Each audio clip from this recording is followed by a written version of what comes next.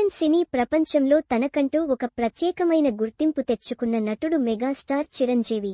కోట్లాది మంది ప్రేమను అందుకుంటున్న ఆయన ఒక నటుడిగానే కాకుండా బాధ్యతగల వ్యక్తిగా అనేక విషయాల్లో తన వంతు సహాయం చేస్తూ వస్తున్నారు. ఇప్పుడు మెగాస్టార్ అంతర్జాతీయంగా మరో గొప్ప గౌరవం దక్కింది. యూకే పార్లమెంట్లోని హౌస్ ఆఫ్ కామన్స్ వేదికగా మెగాస్టార్ చిరంజీవిని సత్కరించనున్నారు. మార్చి 19న జరిగే ఈ ఘనమైన వేడుకలో చిరంజీవికి life time achievement award for excellence in public service through cultural leadership పురస్కారం అందించనున్నారు.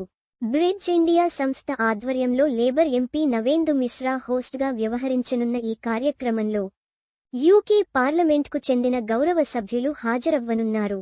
ఇది కేవలం ఒక పురస్కారం మాత్రమే కాదు, చిరంజీవి సినీ ప్రస్థానానికి, సమాజ సేవకు ఇచ్చే ఒక అంతర్జాతీయ గుర్తింపు అని చెప్పవచ్చు.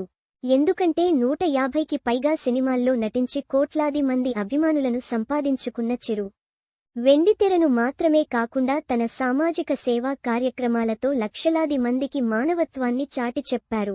ఆరోగ్య రంగంలో Chiranjeevi blood bank, oxygen bank, అలాగే కరోనా కాలంలో అందించిన సేవలు కూడా ఈ స్థాయిలో గౌరవాన్ని తీసుకొచ్చాయి. ఇక లేటెస్ట్గా పద్మవిభూషణ్ పురస్కారాన్ని అందుకున్న చిరంజీవికి మరో ఘనత జతకానుంది. భారతీయ సినిమా ఖ్యాతిని ప్రపంచానికి చాటి చెప్పడంలో ఆయన పాత్ర అగ్రస్థానంలో నిలుస్తుంది. తన అద్భుతమైన నటనతో తెలుగు సినీ పరిశ్రమను జాతీయ స్థాయికి తీసుకెళ్లిన చిరు ప్రస్తుతం కూడా అదే స్థాయిలో ప్రభావం చూపిస్తున్నారు. మెగాస్టార్కు అందుతున్న ఈ గౌరవం టాలీవుడ్కు మాత్రమే కాకుండా భారతీయ సినీ పరిశ్రమకు గర్వకారణం. గతంలో ఎందరో మహనీయులకు దక్కిన వేదికపై చిరంజీవిని సత్కరించనుండడం ఓ విశేషం. భారతీయ సినిమా ద్వారా కల్చరల్ డిప్లొమసీని కొత్త ఎత్తులకు తీసుకెళ్లిన చిరంజీవి ఈ అద్భుతమైన గౌరవాన్ని అందుకోవడం ఆయన ప్రయాణంలో మరొక మైలురాయిగా నిలుస్తుందని ఫ్యాన్స్ చెబుతున్నారు.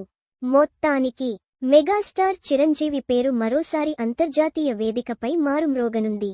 లండన్లోని హౌస్ ఆఫ్ కామన్స్లో గౌరవించబోతున్న వేడుక భారతీయ సినీ పరిశ్రమలో ఓ ప్రత్యేక ఘట్టంగా నిలుస్తుంది. మెగాస్టార్ చరిత్రలోనే ఇది మరో గోల్డెన్ మూమెంట్గా మారబోతోంది. ప్రస్తుతం ఆయన విశ్వంభర సినిమాతో బిజీగా ఉన్న విషయానికి తెలిసిందే. అలాగే అనిల్ రావిపూడి, శ్రీకాంత్ ఓదెల వంటి దర్శకులతో కూడా కొత్త ప్రాజెక్టులను లైన్లో పెట్టారు.